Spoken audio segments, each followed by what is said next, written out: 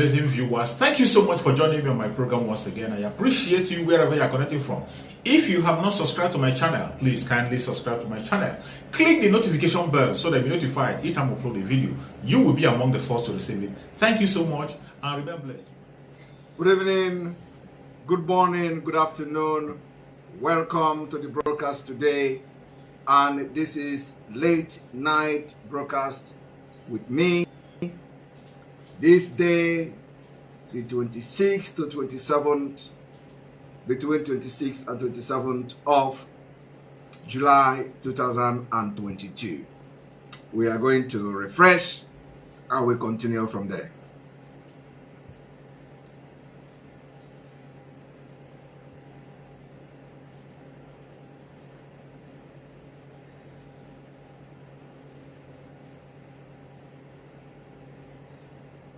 Thank you very much. You are watching live and direct on Voice of Biafra 97.5 FM, live and direct on Enter Biafra channel 1 and 2, live and direct on YouTube, Enter Biafra, live and direct on Twitter, Twitch, live and direct on other auto-piloted IPOB media platform. Today, I can see some people are not comfortable with 30 minutes of program before I start broadcast. Well, if you want to have me talking within 5 minutes, everybody need to subscribe to the notification so that within a minute we are going to have the number that could be listening before others joining us.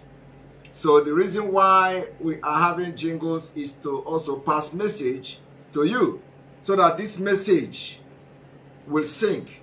It is not advertisement. Do you know what is advertisement?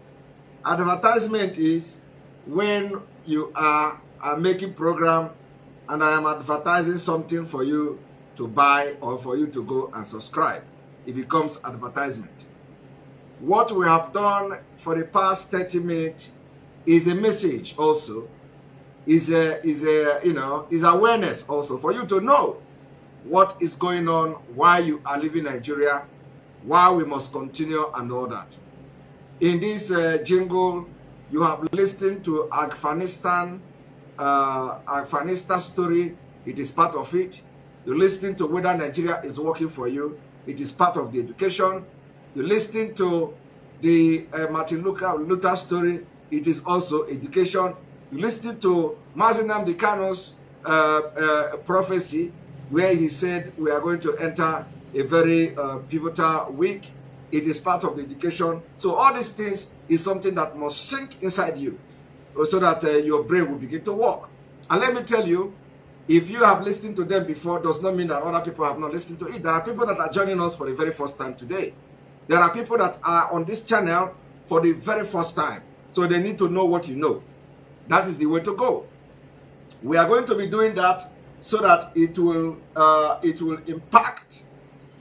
impact those who are joining today and those who have joined before. If we don't do it like that, some of you, Fulani Nama have destroyed some of your brain. So if I don't do it every day, you are going to forget. You can imagine if just within 1 year, some people are shouting Obi. You can imagine for after following Mazi Nnamdi Kanu for 8 years, they are fighting, they are shouting Obi, they are shouting PVC. And all of a sudden they have forgotten Mazi Nnamdi Kanu and forgot that they also supported Mazi Nnamdi Kanu, making him to be where he is today. And because he's there, they are now shouting Obi. And they are living in a very wildest dream that Obi is going to do something if he becomes a president of a country that does not exist. All right. I have come this evening. We are going to have a little time here. I have come this evening so that everybody will understand where we are.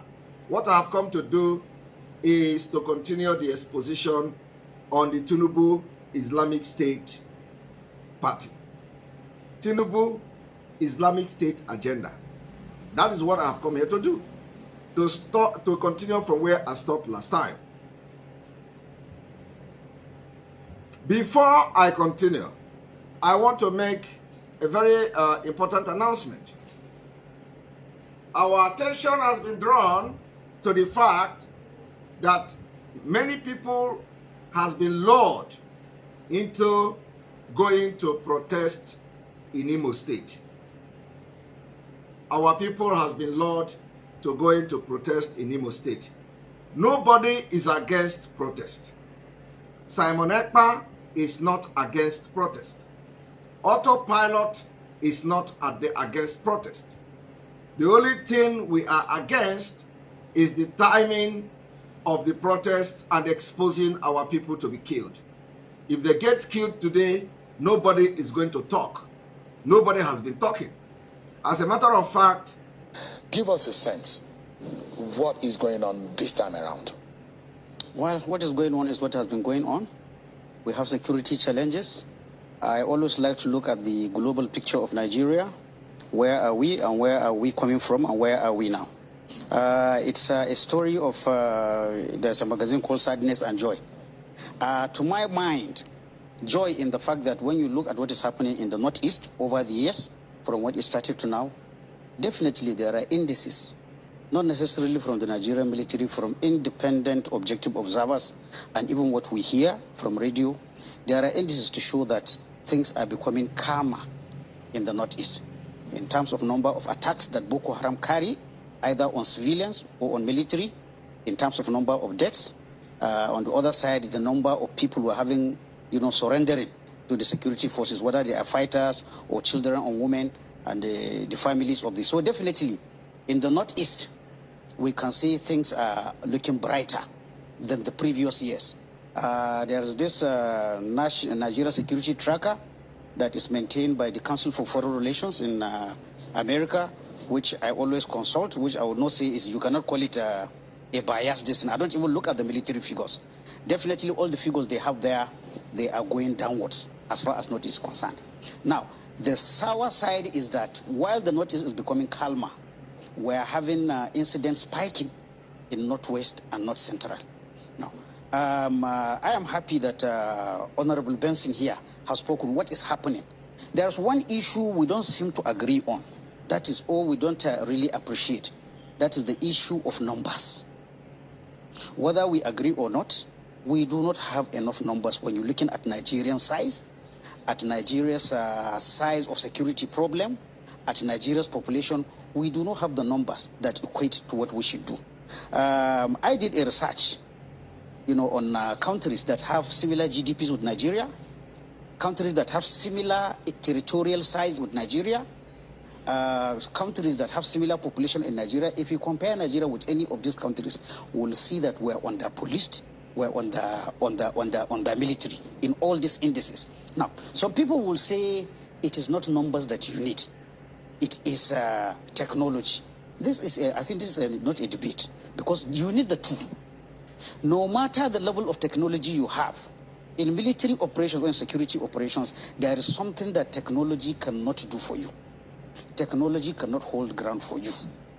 Technology cannot stay in a village and assure the inhabitants that you don't need to run as IDPs, we are here to protect you. There's no technology put there. So no matter, technology is very important, but this aspect of numbers, and I'm happy the Honorable raised it up. With due respect, what I would have liked to ask him, if the National Assembly knows that the Nigerian security forces lack, numbers, my worry is that why is it for 10 years, for 13 years now that we're doing, there is no massive recruitment to fill in these numbers. The budget passes through the National Assembly. They see the items that are put in there.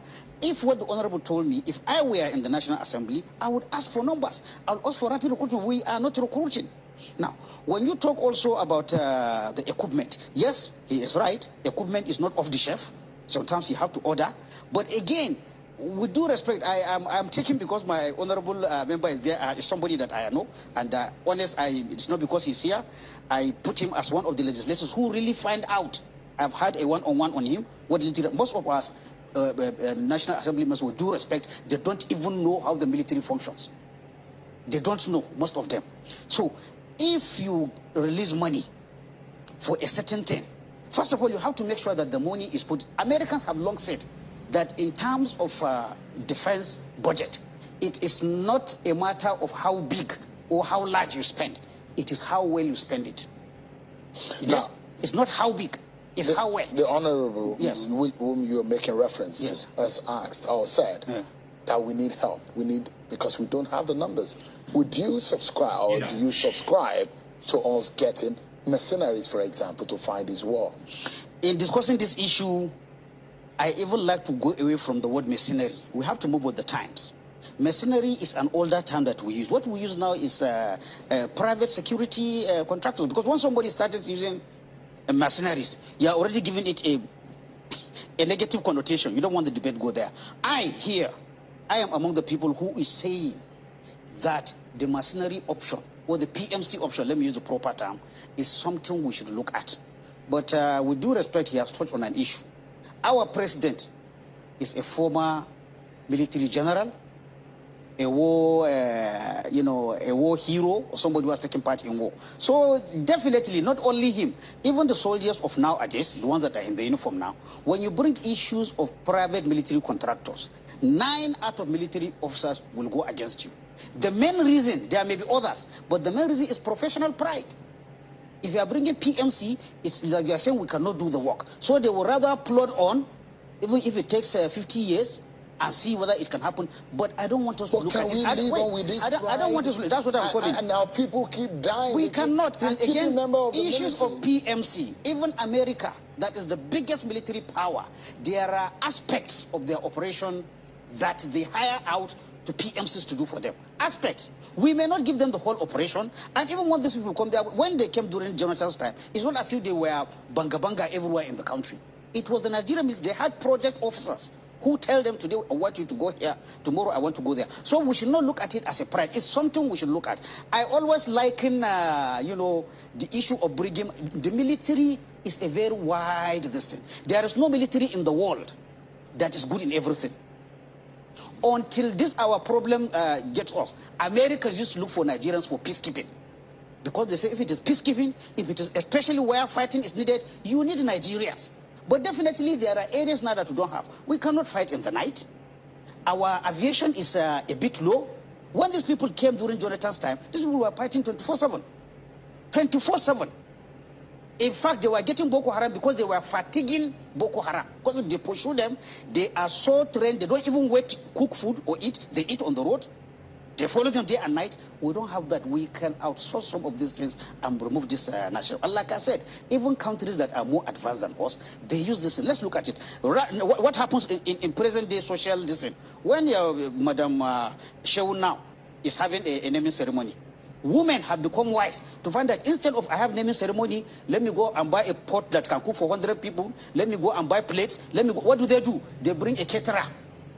Because it is a one-day thing. It's not because Mrs. Sheung does not know how to cook, but instead of making these purchases, you bring. That is the way you look at, private military contractors. You look at areas where you are weak. They pull up those areas, and then we continue building. Because what is the problem now is that we are trying to build our military. Thank you so much for your patience to watch from the beginning to the end. I hope you have learned something from the video you have just watched. The video you have just watched is to bring information to your doorstep and for educational purpose. It is not to demonize anybody. Let us watch continuously and see who can be able to make a sense out of every nonsense we are seeing. We must continue. We move. It doesn't matter what they do. It doesn't matter what they say. They will kill us. We will kill them. At the end of the day, Biafra is here. Thank you for watching. If you have not subscribed to the channel, please kindly subscribe to the channel. Click the notification bell so that you're notified each time I upload a video. You will be among the first to receive it. Thank you and remain blessed. Bye-bye. See you again.